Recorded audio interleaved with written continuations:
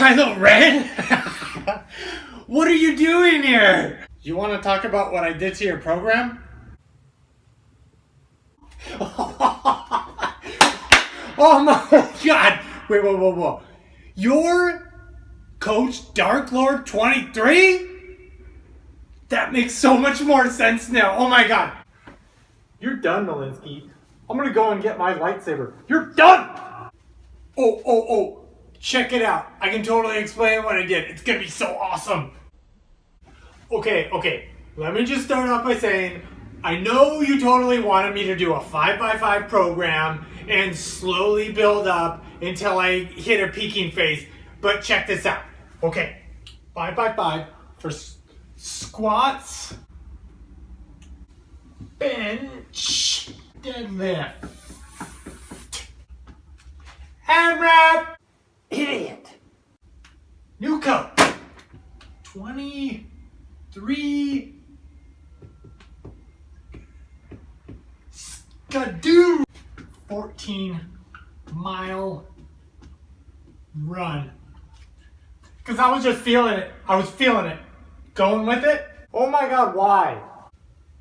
Once I got done with the AMRAP, third time, I drag it on down here to the deadlift for a total of 87 reps. Oh, come on! Right there. Then I take it back on home. No. And then I was feeling awesome. So I threw in some overhead press. The good old OHP. Max Single AMRAP. That doesn't even make any sense. And the real beauty of what I'm doing here is the whole thing is under undulating periodization, or as you and me call it, a little bit of the unge pier. Am I right? No? Okay.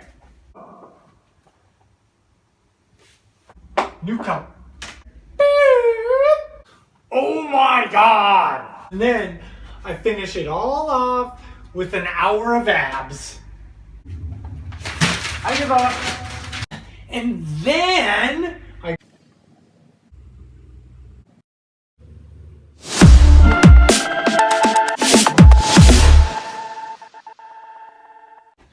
holy crap, wow. Alright, so obviously if Kylo Ren is your strength and conditioning coach, stick to his damn program, dude gets pissed. On to what the whole point of that video was.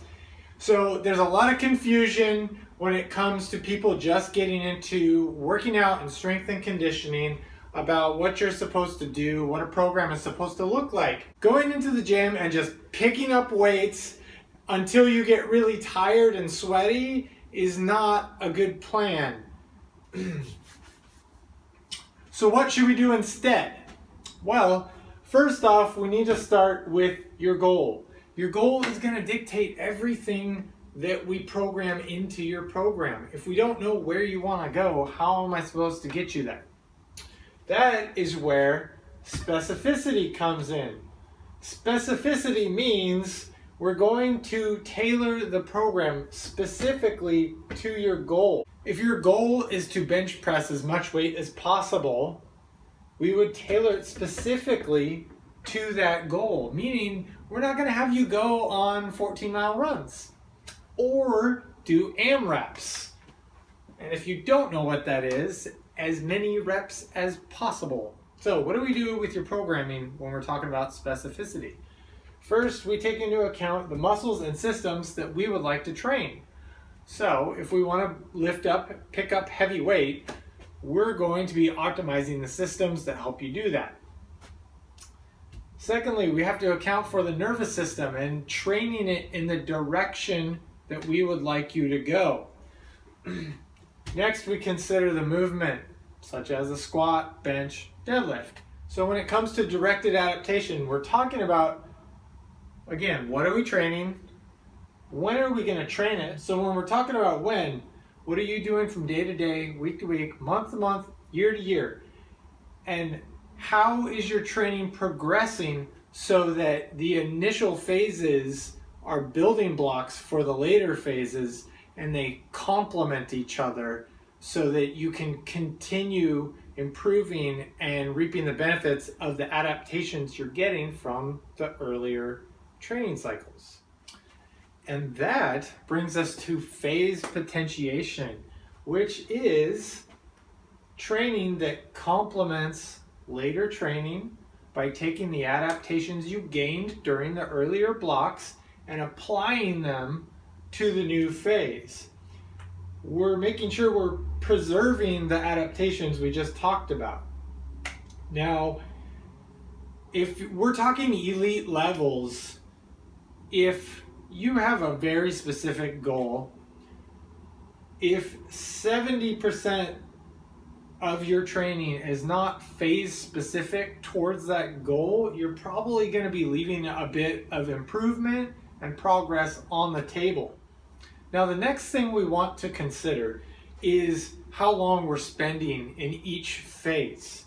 So this is where jumping all over the place and program hopping becomes a problem, because at minimum we want to stay at about 3 weeks in a program, all the way up to possibly as much as 6 months for things like hypertrophy or strength training.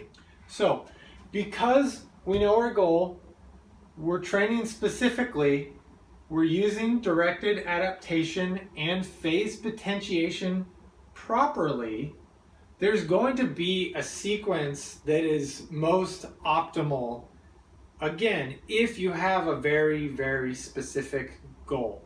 If your goals are more general, you can be a bit more general with your training.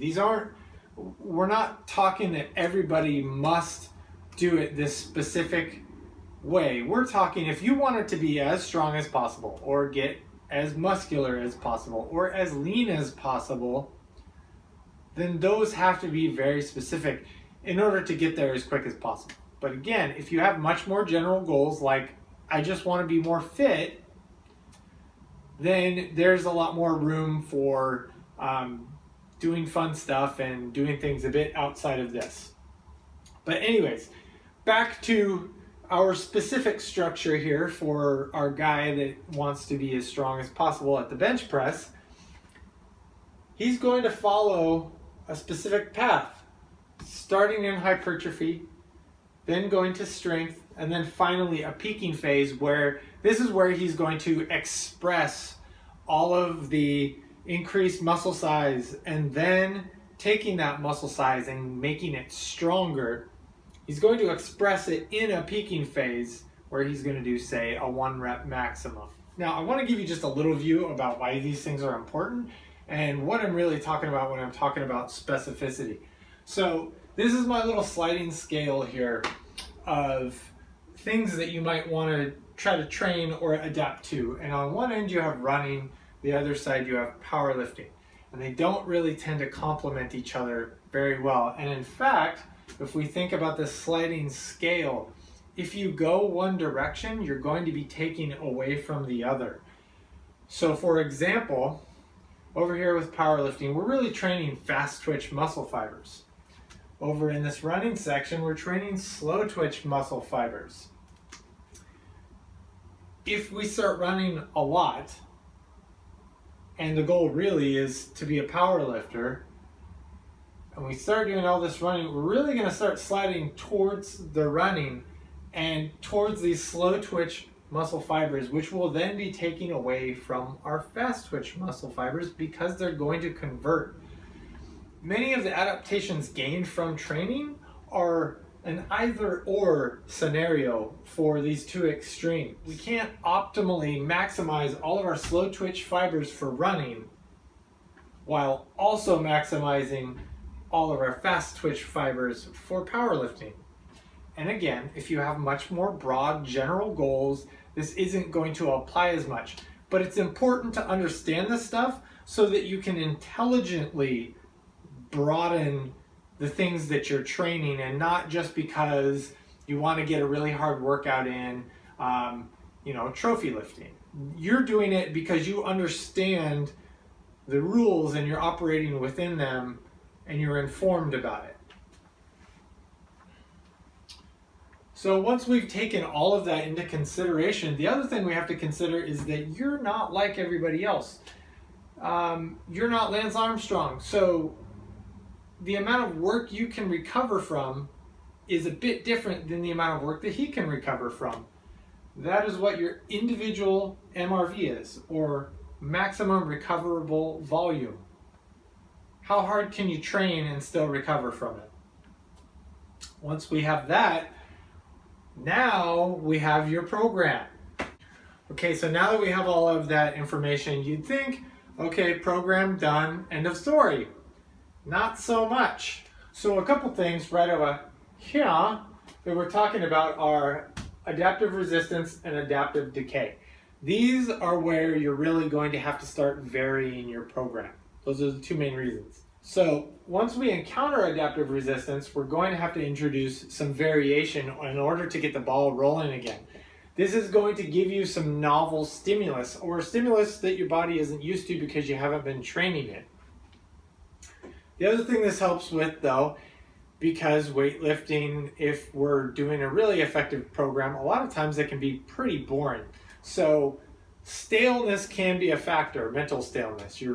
It's boring, you're sick of it. A lot of people talk about the grind. This is what they're talking about. If you are doing the same program for months and months and months at a time, you're probably not going to be too excited to come in the gym. Again, if we do this intelligently, and we've thought about the entire other scenario, it might be time to add some variation and switch the program up a little bit, but not any earlier than a minimum of 3 weeks for any one phase. So next is adaptive decay. So in other words, how long can you hold on to the adaptations that you got from earlier training within your other training phases? So if you were in a muscle building phase or hypertrophy, and then you go into a strength training phase, how long can you hold on to that muscle that you built before you have to revisit your hypertrophy phase again? Well, the good news with that scenario is it's a bit indefinite. You're not necessarily going to gain any new muscle at a great rate, but you're also not going to lose it if you're in a strength training phase with appropriate sets and reps. With a peaking phase, you're probably looking at 1 to 3 months of being able to still hold on to all the adaptations that you had accumulated from other phases before you're going to have to go back and visit hypertrophy and strength training again. Now with hypertrophy, you're going to have to revisit a strength block possibly 3 to 6 months out at the maximum in order to reintroduce new stimulation and to continue moving forward at a fast rate. Now, while we did go into a bit of depth, we really took a broad view of a very complex subject, that is programming. In later videos, we're definitely going to break these topics each down so you can really get an in-depth feel for them if you want to see that. Please feel free to ask any questions you have. Come lift at the gym, hang out, talk about nerdy programming crap.